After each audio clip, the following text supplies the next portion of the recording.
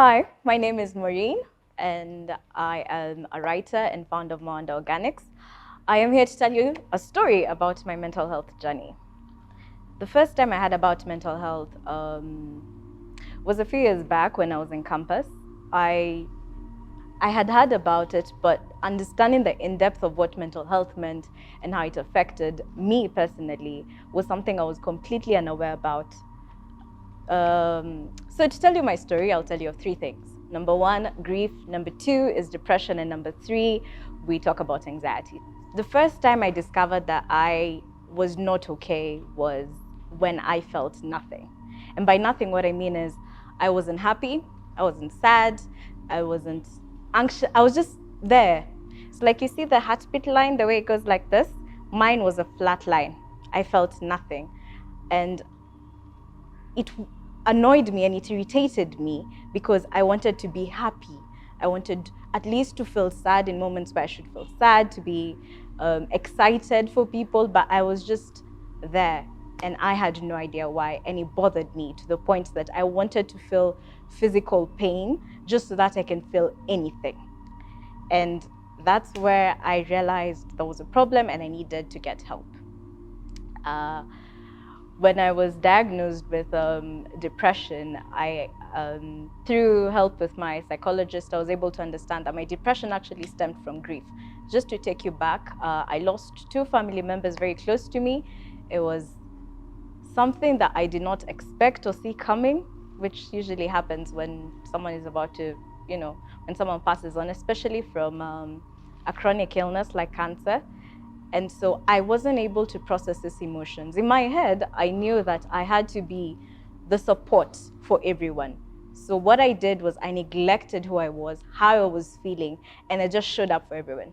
Whoever needed motivation, I was there. Whoever needed to be encouraged, I was there. Whoever needed for me to fake a smile and just pretend I'm okay, just for them to feel a bit more okay, I did that. And in the process, I nullified everything that I was feeling and I suppressed it completely.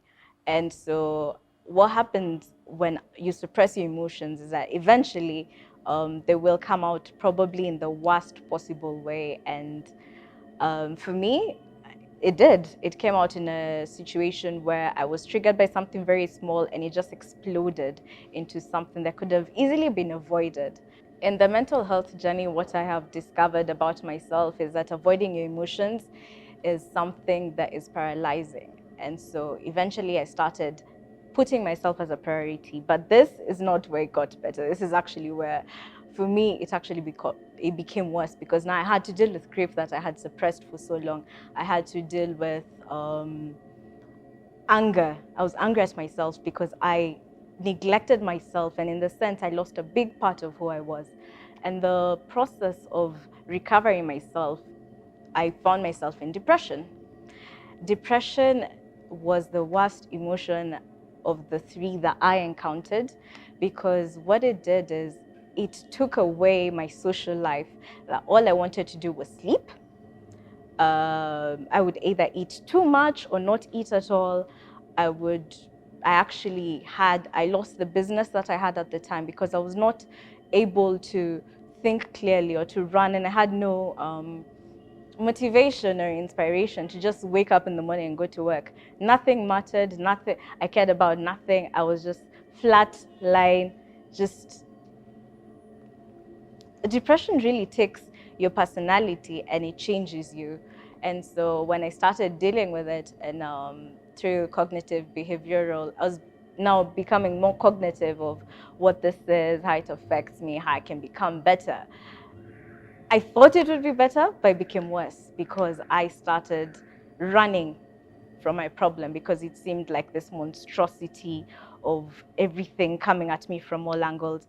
And so what I started partying as an escape. I started drinking, and that dug a deeper hole because I wasn't necessarily dealing with what I was going through. I was just avoiding it, I was shelving it. And so I'd party, drink with my friends.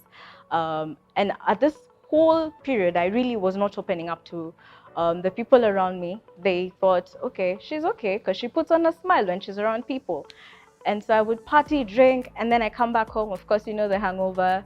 and the cycle continues. Never at one point did I stop and just think, okay, this is toxic for me. So I ended up adding on more toxic traits to what I was going through, and that just made it worse. But so the anxiety part came when I realized I had a void that I had created in myself, and there was nothing that could fill it. Alcohol was not filling it. The things I loved doing were not filling it.